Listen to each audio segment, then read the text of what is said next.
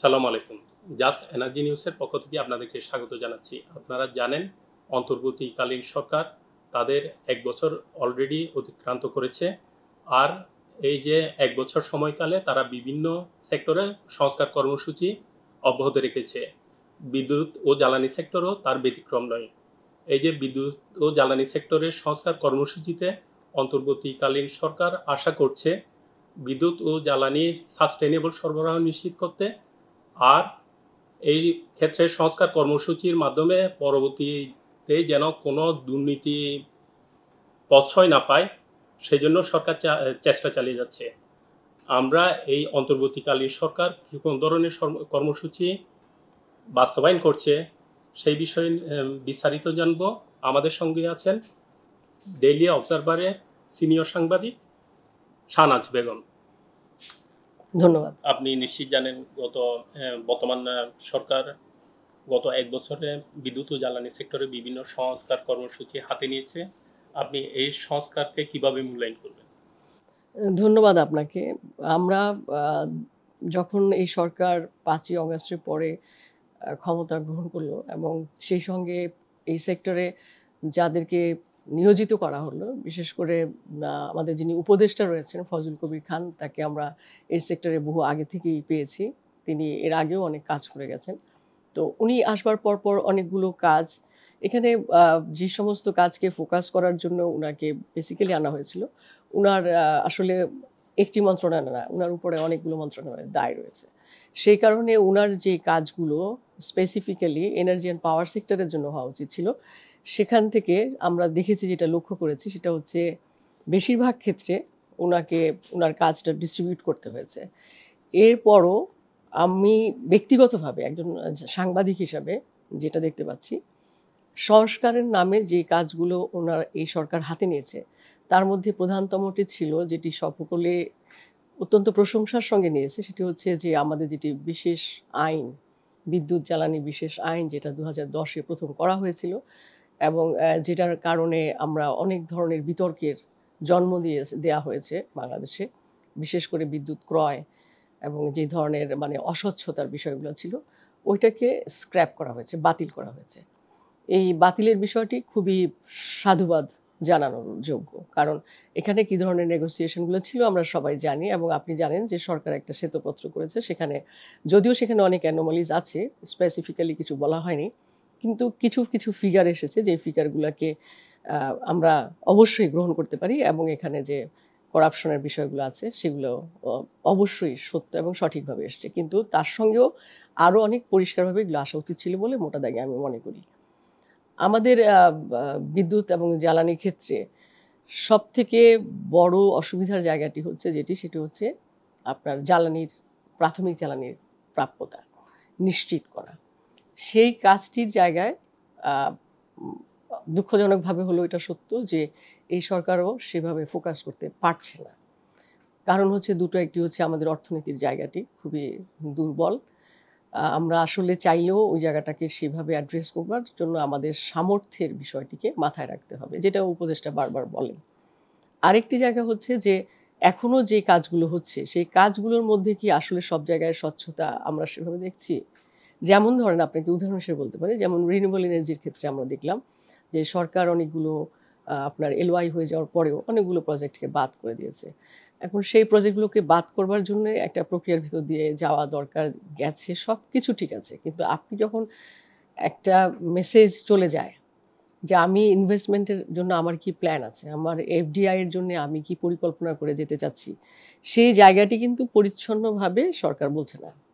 যে সরকার কিন্তু এফডিআই চাচ্ছে, কিন্তু কিভাবে চাচ্ছে, কোন প্রক্রিয়া চাচ্ছে, সেটা পরিষ্কার না। আবার একই সঙ্গে যদি আপনি এখন দেখেন, যেটা আমরা দেখছি যে ইউএস এর সঙ্গে যে ট্যারিফ নেগোসিয়েশন, ওই নেগোসিয়েশনের জন্যে সরকার কিন্তু আবার অন্য ধরনের, এটাকে করাপশন বলেন অথবা নাই বলেন, যে নামেই ডাকেন না কেন, ওখানেও কিন্তু আনসলিসিটেড ডিলগুলো হয়ে যাচ্ছে। সুতরাং আপনি আসলে স্বচ্ছতার জায়গাটির সঙ্গে আমাদের যে অর্থনৈতিক সামর্থ্য সামগ্রিকভাবে বাংলাদেশ নামক রাষ্ট্রের, সেটা ওতপ্রোতভাবে জড়িত, এবং ওই জায়গাটাকে অ্যাড্রেস করবার জন্যে আমার মনে হয় যে আমাদের যে সক্ষমতার জায়গাটি, আমাদের আন্তরিকতার জায়গাটি, এই জায়গাগুলোকে আরও অনেক গভীরভাবে পর্যালোচনা করা প্রয়োজন। আচ্ছা, আপনি বলছিলেন সরকার যে টেরিফ নেগোসিয়েশন করছে ওইখানে আনসলিসিটেড ডিল হয়ে যাচ্ছে। হবে, আমরা তো হতে বাধ্য। যতটুকু জানি এটা স্টেট লেভেলের নেগোসিয়েশনের মাধ্যমে হচ্ছে, এখানে কিভাবে আনসলিসিটেড ডিল হয়? আপনি যেমন আমাকে যদি এখন যেকোনো মূল্যে আমার ধরেন আমি এলএনজি ইম্পোর্ট করি কিংবা আমি রিনিউয়েবল এনার্জির আমি রিনিউয়েবল এনার্জিকে বাংলাদেশে আরো বেশি করব। তো এলএনজি ইম্পোর্টের জায়গাটি যদি আমাদেরকে ফোকাস করে দিতে হয় যে আমরা কেবলমাত্র একটি রাষ্ট্র থেকে নিব, যেকোনো একটি রাষ্ট্র থেকে নেব এবং বেশিরভাগ নেব কিংবা সবটাই নেব। সেক্ষেত্রে তো আপনি ওপেন মার্কেটে যাচ্ছেন না। তো ওপেন মার্কেটে যখন বিডিং প্রসেসটা হচ্ছে না, তাহলে কি দাঁড়াচ্ছে? আবার অন্য দিক থেকে আপনি রিনিউয়েবল এনার্জি আপনি যেটাকে ফোকাস করেছেন, যেটা সরকার বলছে জিরো কার্বন এবং 3-0 ফর্মুলার মধ্যে আমরা আছি, আমরা চলছি এখন। সেই 3-0 র দিকেও যদি আমরা যেতে চাই, তাহলে সেইখানটাতে যদি বলে দেওয়া হয় যে এই যে আপনি যে সমস্ত স্পেসিফিকেশন থাকে টেন্ডারের, সে স্পেসিফিকেশন যদি কাউকে ফেভার করবার জন্য হয় কিংবা কোনো স্পেসিফিক কোম্পানিগুলোকে বলে দেওয়া হয় কিংবা নেগোসিয়েশনটা কি মোডে হবে সেটা বলে দেওয়া হয়, সেই ক্ষেত্রে যে লিমিটেশনগুলা, সেগুলাকে আপনি যদি বলেন যে হ্যাঁ, বাংলাদেশের অর্থনীতিকে তো বাঁচতে হবে, আমার গার্মেন্টস সেক্টর বাঁচতে হবে, আমার এক্সপোর্ট বাঁচতে হবে, ডেফিনেটলি। কিন্তু সেগুলো তো একইভাবেই হচ্ছে। তখন তো আপনি ওই ডিলের মধ্যে চলে যাচ্ছেন। আপনি তো তখন আনসলিসিটেড না, মানে সরাসরি না বললেও আপনি বলে দিচ্ছেন ট্যারিফ নেগোসিয়েশন এর মধ্য দিয়ে আপনি নিয়ে আসছেন। তাহলে কি আপনি বলছেন এই যে পলিসি লেভেলের শিফটিং এর কারণে বাংলাদেশে ফরেন ডাইরেক্ট ইনভেস্টমেন্ট ব্যাহত হচ্ছে? এটা আমি তো আ মানে ডেফিনিটলি বলছি। আমি শুধু একা বলছি না। আপনার মনে আছে যে গত ৩ মাস আগে একটা অনেক বড় সেন্টার ফর পলিসি ডায়ালগ থেকে একটা অনেক বড় একটা সেমিনার করা হয়েছিল। জ্বালানি খাতে বিনিয়োগ। সেই বিনিয়োগের রূপান্তর প্রক্রিয়া। সেটার মধ্যে সেখানে আমাদের যারা সবথেকে বড় আমাদের এনার্জি সেক্টরে, বিশেষ করে রিনিউয়েবল এনার্জিতে ইনভেস্টর, চায়না, তাদের অ্যাম্বাসেডর এবং তাদের যারা এন্টারপ্রেনার, তারা কিন্তু ক্যাটেগরিক্যালি এটাকেই ফোকাস করেছে যে আমাদের যে সবথেকে বড় প্রবলেম বাংলাদেশে কাজ করতে এসে আমরা যেটা ফিল করছি সেটা হচ্ছে তোমাদের policy shifting during the transition of any political government or any government. যে এই যে পলিটিক্যাল শিফটিংটা যখন হচ্ছে এই ট্রানজিশন পিরিয়ডে আগেরগুলোকে আপনি নাল অ্যান্ড ভয়েড করে দিচ্ছেন। আপনি কোনো কিছুকে স্ক্রুটিনির ভিতরে না নিয়ে, সবটাই তো কারো খারাপ হতে পারে না, আবার সবটাই কারো ভালো হতে পারে না। আপনাকে ওগুলোর মধ্যে আপনি বেছে নেন। বেছে নিয়ে আপনি অবশ্যই অ্যানোমালিজ হয়েছে। এটার মানে কিন্তু এই না যে আমি বলছি অ্যানোমালিজ হয়নি, হয়েছে। কিন্তু আপনি ওগুলোকে বাছাই করুন। বাছাই করুন, আপনি দেখেন যে কোথায় কোন বেনিফিটটা আমার হবে। কারণ আপনি যখন পাইপলাইনের সবগুলোকে একসঙ্গে ক্যানসেল করেন, এই প্রক্রিয়াটা তো করতে আপনার ৫ বছরের মতো সময় লেগে গিয়েছিল। এখন আপনাকে আবার নতুন করে শুরু করলে আরও ৫ বছর যাবে। সুতরাং আপনি এই মাঝখানে গ্যাপটাকে কি দিয়ে মিট আপ করবেন? ওই গ্যাপটা মিট আপ করবার জন্যে আপনার হাতে কি আছে? আমার তো ৩ টা সোর্স। একটা হচ্ছে আমরা বাইরে থেকে ইম্পোর্ট করছি, পাশের দেশ থেকে বিদ্যুৎ। আমরা সরাসরি এলএনজি বলেন, কার্গো আনছি আমরা। আমরা যেগুলো এর বাইরে আমাদের নিজস্বতে অনেক সমস্যা আছে। আমরা সবাই জানি যে আমাদের নিজস্ব গ্যাসও নেই সেভাবে, যেটা আমরা অ্যাড্রেস করতে পারি। এখন মাত্র ২০০০ এর কাছাকাছি চলে আসছে। ১৮০০ ছিল গত ২-৩ দিন আগে। যেখানে আমাদের ডিমান্ড প্রায় ৪,০০০ এমএমসিএফটি। সেখানে হাফেরও নিচে নেমে গেছে। তো আমাকে কার্গো আনতে এলএনজি ইম্পোর্ট করতেই হচ্ছে। তারপরে আপনার যদি আমি পাওয়ার ইম্পোর্ট না করি, আমার সিস্টেম থেকে হাফ পাওয়ার চলে যাচ্ছে। তো আমার তাহলে হাতে কি থাকলো? আমি যে প্ল্যান করলাম, whoever whatever in the মানে in গভর্নমেন্ট, সেখানে তো আপনাকে তো দেখতে হবে যে আপনার গভর্নমেন্টে কারা আছে। যেই থাকুক না কেন, তাদেরকে তো কিছু পলিসি নিয়েই কাজ করতে হয়। এখন ওই পলিসির স্বচ্ছতা না থাকার জন্যে যদি একজন ইনভেস্টরকে সাফার করতে হয়, তখন তো অন্য যারা ইনভেস্ট করে তারাও একটু অ্যানয়েড হয়ে যায় যে আসলে এখানে কি হচ্ছে? এটাই হচ্ছে মানে মূল সংকটের জায়গাটি। যার জন্যে খুবই অ্যাম মানে আমি মনে করি যে বাংলাদেশের ক্ষেত্রে এখন পলিসি ডিসিশন মেকিং এর ক্ষেত্রে যেটা প্রথমত করতে হবে যে আমাদেরকে আসলে স্বচ্ছতা আনার জন্য, আসলে আমরা কোনো ওথ নিয়েও যেহেতু আমরা স্বচ্ছ থাকছি না, করাপ্ট হচ্ছি, করাপশনের সঙ্গে ইনভলভ হচ্ছি, এটাকে কি করে করা যায় এটা মনে হয় সকল রাজনৈতিক দলের সঙ্গে বসে একটা সর্বদলীয় সিদ্ধান্ত হওয়া দরকার। যে আমরা দেশের ভালো চাই, আমরা ব্যাকবোনের জন্য, এনার্জি সেক্টরের জন্য আমরা এই করব। স্পেসিফিক্যালি বলতে হবে। আচ্ছা, আপনি তো প্রায় ২৫ বছর ধরে জ্বালানি সেক্টরে কাজ করছেন। জি। আপনার রিকমেন্ডেশনটা কি এই সেক্টরে করাপশন মুক্ত করতে হলে? দেখুন, করাপশন পৃথিবীর কোনো দেশে মানে নাই, এটা করাপশন ফ্রি কোনো সোসাইটি নাই। এটা হচ্ছে প্রথম কথা।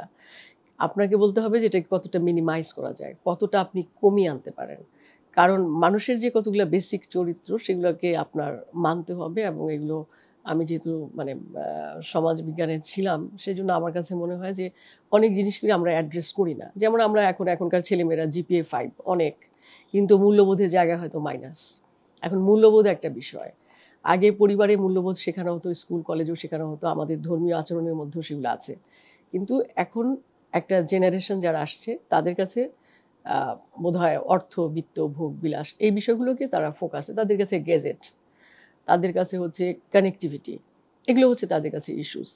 এই ইস্যুসগুলাকে আপনাকে এখনকার মতো করেই অ্যাড্রেস করতে হবে, এবং ওই জায়গাটাতে আপনি যতটা রূপান্তরের ভেতর দিয়ে যাবেন, সেই যাওয়াটার মধ্যে আপনি যখন স্বচ্ছতা আনতে চাইছেন, তখন আপনি টেন্ডার প্রকিউরমেন্টের যে বিষয়গুলো থাকে, সেখানে আমি যেই জিনিসটা ইম্পোর্ট করি না কেন, আমি যখন বিডিং প্রসেসটা স্টার্ট করতে যাচ্ছি, সেখান থেকে শুরু করে কমপ্লিট করা পর্যন্ত ধারাবাহিকভাবে প্রতিটা পর্যায়কেই আপনার স্ক্রুটিনি করতে হবে, এবং সেই স্ক্রুটিনিটা সত্যিই করতে হবে। এটাই হচ্ছে বাস্তবতা। সরকার আসে এবং সরকার যায়, এবং আমরা সাধারণ জনগণ বলি, আমরা একদিকে বলি সংস্কার চাই, আরেকদিকে যখন সংস্কার করে তখন বলি সময় ক্ষেপণ করা হচ্ছে, অথবা পলিসি লেভেল শিফটিং করা হচ্ছে, ফরেন ডাইরেক্ট ইনভেস্টমেন্ট আসছে না। সো আমাদের মধ্যে দ্বৈতচারিতা আছে কিনা, এর ফলে কি মানে প্রতিটা যাদের স্বচ্ছভাবে কাজ করার আগ্রহ থাকে তারাও স্বচ্ছভাবে কাজ করতে পারছে না? আপনি আপনি কি মনে করেন? না, একটা কথা খুব পরিষ্কারভাবে বলতে চাই, সেটা হচ্ছে কি, দেখেন, সংস্কার কিন্তু চলমান প্রক্রিয়া। সংস্কার যেহেতু একটা চলমান প্রক্রিয়া, এবং সংস্কার কিন্তু চলবে, পৃথিবী কিন্তু এগিয়ে যাচ্ছে। কখনো হয়তো স্লো, কখনো হয়তো অনেক স্মুথলি, কখনো হয়তো অনেক ফাস্ট, কিন্তু যাচ্ছে। সংস্কারের বিপক্ষে আমার মনে হয় একজন মানুষও নাই, আমার ধারণা। সংস্কারের বিপক্ষে একজন মানুষও বাস করেন না। বিষয়টা হচ্ছে আপনি সিস্টেমটাকে কিভাবে স্টাবলিশ করেছেন।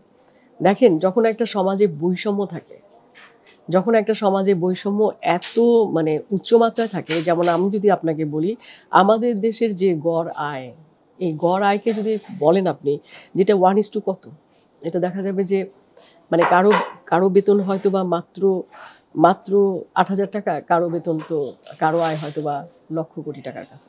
তো এই যে একটা গড়ের জায়গাটি, গড় দিয়ে তো আসলে হয় না। এখন এই বৈষম্যটাকে আপনি যদি কমিয়ে না আনেন, করাপশনকে আপনি ওভারনাইট কমাতে পারবেন না। আচ্ছা, আপনি আনফরচুনেটলি বাংলাদেশে করাপশনের সঙ্গে ইনভলভ হচ্ছে গিয়ে তারাই, যারা সবগুলো সারা জীবন এগুলো পেয়ে আসছে, তারা বেশিরভাগ। আর অন্য যারা আছে তাদের হচ্ছে গিয়ে তারা এটার মানে শিকার হয় এবং নিজেরা কিছুর মধ্যে ইনভলভ হয়। আপনি বৈষম্য কমিয়ে আনার বিষয় বলছিলেন। সরকার একটি উদ্যোগ নিয়েছে, যদিও বা এটা অনেকে বলে আইএমএফ এর প্রেসক্রাইব, কিন্তু সরকার বলছে 1.8 crore পিপলকে তারা ডাইরেক্ট ক্যাশ সাবসিডি দিতে চায় যারা লাইফলাইন টেরিফে আছে। জি। আপনি এটাকে কিভাবে দেখছেন? আসলে ট্যারিফের মধ্যে যে আমরা যে সাবসিডিটাকে ঢুকিয়ে দিয়েছি, এই সাবসিডি আসলে কিন্তু ডাইরেক্ট বেনিফিট হয় না। এটা কিন্তু সাবসিডিটা কিন্তু আপনি কোনো মূল্যেই, আপনি নিজেও এই সেক্টরের রিপোর্টার হিসেবে জানেন যে এই সাবসিডিটা সবসময় কিন্তু মিসইউজ হচ্ছে অন্যভাবে। সেই দিক থেকে আপনাকে কিন্তু একটা পলিসি নিতে হবে। এই পলিসিটা ভালো, কিন্তু এই পলিসির একটা মানে কঠিন জায়গা আছে, সেটা হচ্ছে এটা পলিটিসাইজ হয় কিনা। এটার কঠিন জায়গাটা হচ্ছে এটাই যে এটা যদি পলিটিসাইজ হয়, যেমন ধরেন আমি যখন ডাইরেক্ট ক্যাশ ইনসেনটিভ দিব, আমাদের বাংলাদেশের রাজনীতিটা আমরা যেমন দেখছি, সেই জায়গাটিতে ডাইরেক্ট ইনসেনটিভ দেওয়ার সময় আমরা নিশ্চয়ই দেখা যাবে যে আমি হয়তো আমার বোনকে, আমার মাকে, আমার আত্মীয়কে, আমার বন্ধু-বান্ধবকে দিচ্ছি, এবং তারা হয়তো আমার সঙ্গে একই রকম রাজনীতির চিন্তাধারণা পোষণ করেন। কিন্তু আমার যদি এই ক্যাশ সাবসিডি যদি আসলেই মানে হিসাব করে ওই ১,৮০,০০,০০০ মানুষকে আমি সেইভাবে সত্যিকারভাবে দিতে চাই, তাহলে আমাকে যে নির্মোহ অবস্থান থেকে দিতে হবে, এটা বাংলাদেশের মানুষের কম আছে বলে আমি বিশ্বাস করি। মানুষ বাংলাদেশে খুব কম নির্মোহ, এবং খুব কমই মানে অ্যাপলিটিক্যাল। সবাই কম বেশি পলিটিক্সের সঙ্গে থাকছে। বর্তমান সরকারের ১ বছরকে কিভাবে মূল্যায়ন করবেন? বিশেষ করে বিদ্যুৎ জ্বালানি সেক্টর। আ বিদ্যুৎ জ্বালানি খাতে অনেকগুলো উদ্যোগ নেওয়া হয়েছে। ফজলুল কবির খান সাহেবের অধীনে অনেকগুলো উদ্যোগ নেওয়া হয়েছে। কিন্তু এই উদ্যোগগুলোর মধ্যে আমি যেটা সবথেকে আমার কাছে আরকি কঠিন, মানে আমার কাছে আরকি সমালোচনার যোগ্য, সেটি হচ্ছে যে আপনি দেখেন, আমাদের আগে ছিল power sector master plan. Power sector master plan থেকে আমরা সরে গেছি। আমরা গত সরকারের আমলের শেষ দিকে শুনলাম যে integrated power energy sector master plan. এখন এই প্ল্যানটা কি আসলে কি করা হবে, এবং এটা নিয়ে এখন যেটা চলে গেছে আপনি জানেন কাউন্সিলে চলে গেছে, রিসার্চ যারা করেন সেখানে আবার চলে গেছে। তাহলে আসলে ইনফ্যাক্ট এখানে কোনো পলিসি এখন এই মুহূর্তে নাই। এখানে যে পলিসি গাইডলাইনগুলো আসলে আমাদের স্টাবলিশ করা উচিত ছিল, বাংলাদেশের বয়স যদি আপনি বলেন যে 54 বছর, এই 54 বছরে আমরা সেগুলোর একটাও করতে পারিনি। আনফর্চুনেট, কিন্তু পারিনি, এটাই বাস্তব সত্য। আর একই সঙ্গে আপনাকে যেটা প্রথমে বলেছিলাম, শুরুতে বলেছিলাম যে আমরা আসলে বলছি, বারবার বলছি যে আমরা স্বচ্ছ হব, কিন্তু আমাদের স্বচ্ছ হবার জায়গাটিতে যদি ওই যে বলে না যে সরিষা দিয়ে ভূত তাড়াবো, কিন্তু সরিষায় যদি ভূত থাকে। এখন আমি যদি মনে করি যে আমার লেন্সে আমি সব দেখব, আমি যে লেন্সে দেখতে চাই সেই লেন্সে আমি সব দেখব, সেটা হচ্ছে খুবই আমার কাছে মনে হয় একটা ভুল চিন্তা। আমার কাছে মনে হয় এই জায়গাটায় খুবই ইন্টিগ্রেটেড অ্যাপ্রোচে সবাইকে নিয়ে যেতে হবে। তা না হলে পরে আপনার এই জিনিসটা কখনো টিথিং প্রবলেমের ভিতর দিয়ে যেয়ে, যেমন আপনি জানেন এই সেক্টরের রিপোর্টার হয়ে, যে আজ পর্যন্ত দেখেন আওয়ামী লীগ আমলেও কিন্তু আমরা একটা অফশোর বিডিংয়ে যেতে পারলাম না, এবং এই সরকার 1 বছর থাকলো, এই সরকারের হাতে প্রচুর ক্ষমতা ছিল, তারাও কিন্তু বিডিংয়ে যেতে পারলো না, ওই সেই এলএনজি ইম্পোর্টেই গেল। সুতরাং আমরা দেখছি যে গড়ে এই কাজগুলোকে করার চেষ্টা করা হচ্ছে, কিন্তু আবার কোথাও না কোথাও এগুলো হিন্ডার হচ্ছে, ইম্পেড কোথায়, এটা মানে খুবই ইন্টারেস্টিং কিন্তু এটা হচ্ছে। আপনার কি মনে হয় বিহাইন্ড দ্য স্ক্রিনে কি আছে? না, বিহাইন্ড দ্য সিনে যেটা আছে সেটা হচ্ছে, প্রথম কথা আমি তো আগেই বলেছি যে আসলে আমাদের যে অর্থনীতি সেই অর্থনীতিটার কারণে আমরা অনেক কিছু মনে করেন ওভারনাইট মানে আমি করে ফেলবো, এই জায়গাটায় আমার যাওয়ার কঠিন একটা চ্যালেঞ্জ, 1 নাম্বার। 2 হচ্ছে আমার রিসোর্স, আমার নিজের রিসোর্সগুলোর জায়গাটিকে যে আপনি যদি অ্যাড্রেস করেন, আপনি দেখেন এখন এই মুহূর্তে আমাদের ডিমান্ড হচ্ছে 4000 MMCFD গ্যাস, আমার এখন সাপ্লাই আছে মাত্র 1800 থেকে 2000, তার মানে হাফ আমার নাই, সিস্টেমেই হাফ নাই। আমার যদি আমি পাওয়ার ইলেকট্রিসিটির কথা বলি, ওখানেও অ্যারাউন্ড আপনার এখন 1600-1700 মেগাওয়াট তো কনফার্ম, 16,000 তো কনফার্ম, কিন্তু দেখা যাচ্ছে যে একটু টেম্পারেচার বাড়লেই আমরা সেখান থেকে পড়ে যাচ্ছি, এবং আমার যে ক্যাপাসিটি আমার যেটা নিজের রয়েছে আর কি, সেটা দিয়ে আমি পারি না, যার জন্য আমরা ইম্পোর্ট করছি। সুতরাং আমার নিজস্ব ক্যাপাসিটি যতদিন পর্যন্ত আমি না বাড়াতে পারবো, যেই ক্ষমতায় থাক না কেন, তার যদি এই জায়গাটায় মনোযোগ না থাকে, তাহলে আসলে এটার কোনো সমাধান হবে বলে আমি মনে করি না। আচ্ছা, 2030 সাল নাগাদ আর বিদ্যুৎ বিশেষ করে গ্রিড বিদ্যুতের কোনো গ্রোথ দেখছে না সরকার, এটার কারণটা কি?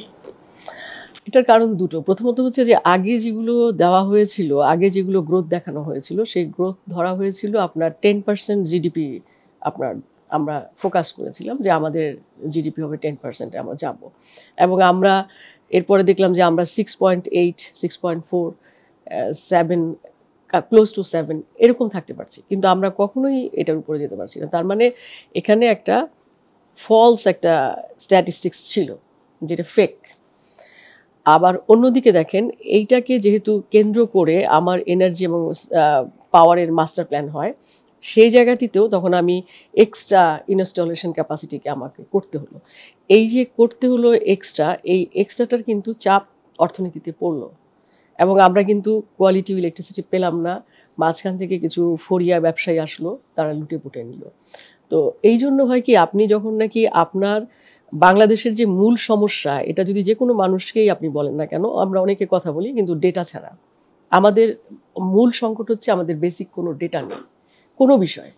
আমাদের কোনো মানে আমরা কোনো বেজ লাইন তৈরি করতে পারিনি যে এই ডেটাটা অ্যাকুরেট, এই ডেটাটা এক্স্যাক্ট, যার জন্যে আমার সমস্ত প্ল্যানের গোড়াতেই গলত থেকে যাচ্ছে যে আমার আসলে জিডিপি কত আমি জানি না।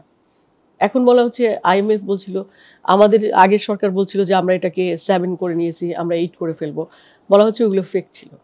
তার মানে কি, আপনি দেখেন যে আমাদের তাহলে যদি আপনি জিডিপি যেটাকে ফোকাস করছেন, সেটার সঙ্গে আপনার যে সঙ্গে যেগুলো রিলেটেড, সেগুলোকে আপনি দেখাচ্ছেন কম কিংবা বেশি, কিংবা কাউকে ফয়দা নেওয়ার জন্য। তো এইটা যদি আপনার স্ট্র্যাটেজি হয়, এটা খুব আমার ইকোনমিকে ধ্বংস করে দেয়। তাহলে কি আপনি বলছেন এই যে জাইকার power energy system master plan, এটাও কাউকে না কাউকে সুবিধা দেওয়ার জন্য ডেফিনেটলি এটা তো বলাই হয়েছে, এটা একদম পেট্রোবাংলাকে বলা হয়েছে যে আমার গ্যাস কত, আপনি জানেন আমার তো সবথেকে ফানি লাগে যে আমি অনেকগুলো মিটিং আমার কভার করার সুযোগ হয়েছে, যেগুলো যে আপনার ইন্টার মিনিস্ট্রিয়াল মিটিং হয়। সেখানে দেখা জ্বালানি বিদ্যুৎ দুজনে মিলে বসছে। বলা হচ্ছে যে আমার ১২টা পাওয়ার প্ল্যান্ট লাগবে, এখানে আমার ৮০০ MMCFD গ্যাস লাগবে। পেট্রোবাংলা বলছে হ্যাঁ দিয়ে দিব। কিন্তু পেট্রোবাংলার গ্যাস নেই। তারা বলছেন দিয়ে দিব। এখন কিসের ভিত্তিতে দিবেন, কোথা থেকে দিবেন সেটার কিন্তু কোনো মানে আপনি কোনো এরিয়া নাই যেগুলাকে আপনি এয়ারমার্ক করেছেন যে এখান এটা থেকে কি আসছে। নতুন একটা সংকট তৈরি করেছে বিদ্যুৎ সেক্টরের জন্য? যেমন এটা তো ভয়াবহ, এটা জাইকার নতুন পাওয়ার না প্ল্যান্ট কিন্তু। বসে আছে, রূপসার পাওয়ার প্ল্যান্ট বসে আছে। অবশ্যই, এবং আপনি জানেন যে প্রতিদিন কত টাকা করে ভর্তুকি দিতে হচ্ছে। ফিগারটা যেন কত মনে হয় ৮০০ প্রতিদিনের যে ফিগারটা 100 crore ক্রোর হচ্ছে আপনার জাইকার পাওয়ার জাইকার। প্ল্যান্ট। তো আপনি দেখেন যে ওখানে এই ফিগারটা মানে আপনি কল্পনা করতে পারেন আমার মতো দেশের অর্থনীতিতে যে যেখানে আপনার মানে একটা অদ্ভুতভাবে যেটা আপনার নেই, এনার্জির কোনো সাপ্লাই নেই, এনশিওর করা হয়নি।